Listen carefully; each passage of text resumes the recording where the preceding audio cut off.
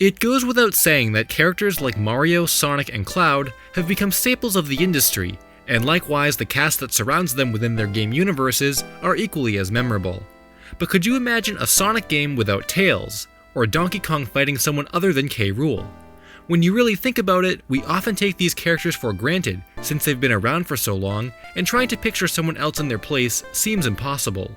This brings up an interesting point that often gets overlooked when we discuss our favorite game characters.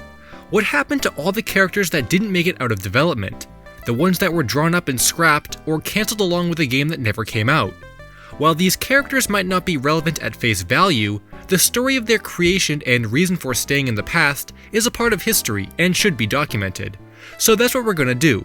Let's visit some old friends who would have changed the history of their games, but instead never left development. The Donkey Kong series is a great place to start, as the Kong family tree is diverse when it comes to characters and their relationships, although this can be equally as confusing. Many people think Diddy is Donkey Kong's son, when in fact he's described as a best friend and nephew wannabe. This gets even more complicated when we discover a character who only appeared in Nintendo Power before disappearing entirely.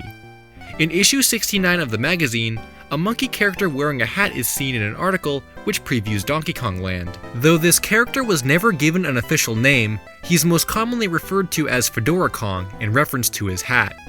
Fedora Kong was cut early on in development, along with several other characters who were only depicted in renders. This adds some serious mystery about why a new character would debut this way, only to get overlooked in the article. However, this has led to some interesting theories about who he is, with the most popular theory stating that Fedora Kong is the original Donkey Kong Jr. all grown up. This is supported by the fact that Jr. is absent from the Country series of games, as well as fedora-wearing characters often being seen as father figures. It's possible this was omitted from the article as a secret that would be discovered in the game. His fedora in fact points to another hint about where he would have been located in the game, Big Ape City, which is full of references to arcade Donkey Kong. While it's not known what his influence on the game would have been, finding an entire Kong who was completely cut without so much as a name is really interesting. He reminds me a lot of Swanky Kong, so maybe those two would have become friends if Fedora Kong wasn't scrapped. Nintendogs is a game that you might be surprised to hear has any lost content, especially since the series often gets overlooked compared to Nintendo's other simulation games.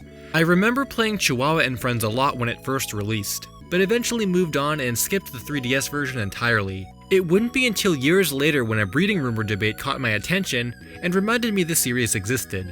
So today is another example of that. There are a few interesting bits of Nintendogs content that never saw the light of day. While there are a plethora of breeds available for adoption in the game, two breeds, the Papillon and Maltese, were planned to be included but ended up getting cut.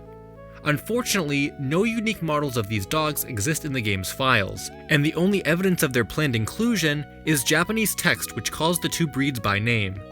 Interestingly, this text was never translated in the English version, although both breeds are detailed as having long hair. While the Papillon cannot be accessed to any extent in Nintendogs, the Maltese can be, to some extent. By hacking a saved file, it's possible to spawn this breed in the game, although its model is displayed as a beagle.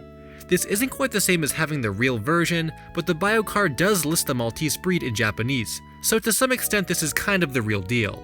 But if that's just not good enough, the Nintendogs Plus Cats game did see the official release of this dog. Some more details in the game's files detail additional color variations that would have been available, though they all use placeholder files. The Papillon and Maltese are also listed here, so we can confirm they also would have had color variations like all the other breeds.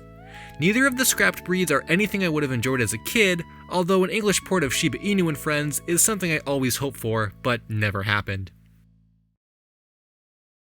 The Sonic series is no stranger to lost or unreleased content, which dates back to the debut of Sonic 1 at the Tokyo Toy Show in 1990. This is one of the earliest builds of Sonic 1 that the public has ever seen, with some notable differences involving the background design and an unused enemy. It's been stated that Sega themselves lost this prototype, and it hasn't been seen since, making this one of the most elusive pieces of Sonic lost media. However, this isn't the only Sonic game with an interesting backstory or lost characters. Sister Sonic remains one of the strangest in that aspect. Announced in late 1992, Sister Sonic was to be an RPG title which would introduce Sonic's long-lost sister. But why make a Sonic RPG game, and why use the long-lost relative cliché? The reason for that was because Sister Sonic was going to be a reskin of Popful Mail, an RPG title with a female character as the lead. It seems as if the appeal here was to replace existing characters with Sonic, as a way to market the game more broadly. However, this reskin was scrapped from the abundance of angry fan letters in favor of a more direct port. No content involving the Sister Sonic project has resurfaced or been seen. We're not even sure if Sonic's sister was going to have a name or simply be called Sister Sonic. But this wasn't the only time a lead female Sonic character was scrapped, as there exists another with a larger role, and thankfully some artwork too. Tiara was a character created in the mid-90s by Christian Sen, and was originally intended to be the love interest for Sonic, though eventually was reworked to fit the Power Girl image. She would have debuted in Sonic Mars, a spin-off game featuring characters from the TV cartoon, but was recycled and refined when the project became what we know as Sonic X-treme. In this game, she would have had a larger role, being one of the 4 playable characters, each with a unique style of gameplay. Tiara's gameplay would have featured 2-dimensional modes, with the option to travel into the foreground and background areas. She could also perform spin dashes and power moves with the scepter. Unfortunately, as we're all aware, Sonic X-treme went through a lot of development problems before its eventual cancellation, which brought an end to Tiara's existence in the Sonic universe. There are a couple claims on the Sonic Wiki that state she makes cameo appearances in the Archie comics, but to me this seems more like a coincidence instead of being intentional. If Sonic X-treme did release and Tiara did become a series staple, there's a chance she could have replaced Amy and become the lead female of the series. Virtua Fighter is one of the more obscure entries on this list, but when it comes to Sega franchises, this has gotta be in my top 3. While I was never a fan initially, there was something about discovering the retro arcade releases that made it seem so timeless, and it was really fun learning about the characters' backstories and each of their playstyles in the game itself. Only recently did I find out there were more characters who were cut from the game, which is especially interesting when you consider how they could have influenced the gameplay elements from what we know so well. In the original Virtua Fighter, there are a total of 3 additional characters who exist in the game's code, but are unplayable without MAME cheats. The first of these characters is named Jeff, a military guy with sunglasses who is often referred to as a Guile wannabe, which could be the reason why he was cut. The cutting room floor details that his moveset borrows from Jackie, although is unfinished and lacks any ability to use throws. It's also noted that his hat and shades can be knocked off during battle, which was a feature more commonly seen in Fighting Vipers, released 2 years later. The next fighter to take a look at is unique in that it seems he was intended to be a boss. Durrell's name and moveset are used for this character, and he also has no portrait. This character also has 3 different costumes, contrary to the 2 used by characters in the final game. There's something about him being a boss and the fact that he was cut which makes him rather intimidating, as if he was too powerful for players to handle back in the day. Not much else is known about this guy, but if he did end up being replaced by Durrell, then I think the development team picked the better character. Similarly, could you imagine Virtua Fighter without Akira being the main character? Well, it seems as if that almost happened based on some early screenshots of the game. Akira is nowhere to be seen in these beta images, but instead a Middle Eastern character named Sheba is present. Surprisingly, Sheba ended up being completely cut from the game during development, but not before appearing on arcade cabinets and the game itself. Surprisingly, Sheba can be found within the game files for Virtua Fighter Arcade and remains playable. His moveset borrows from Sarah and Lau, but lacks throwing abilities similar to Jeff. What's really odd though is how the name Sheba appears absent, and instead is replaced by Mahito. This seems to imply that his name was changed between the time those beta images were published and the character was scrapped. However, this wasn't the last time we saw Sheba, as he's sort of an exception when it comes to lost characters. While the original vision of him does remain in the past, the character was reworked and officially released as Seba in Fighters Megamix for Sega Saturn. Megamix was a celebration of Sega's fighting games and featured a wide variety of characters, but I had no idea where Seba came from until doing some research for this video. When you think of Nintendo franchises that have lost or unused content, Pikmin isn't one that comes to mind very quickly. The series doesn't contain a whole lot of games and is far more recent than many of the other Nintendo franchises that have collected dozens of cancelled projects over the years. For this reason, Pikmin might not be everyone's cup of tea when it comes to lost media or lesser known secrets in general, but it's one of my favorite series to research. One of the coolest facts I discovered was about a hidden enemy in Pikmin 2, called Ujadani, or Swarmite in English.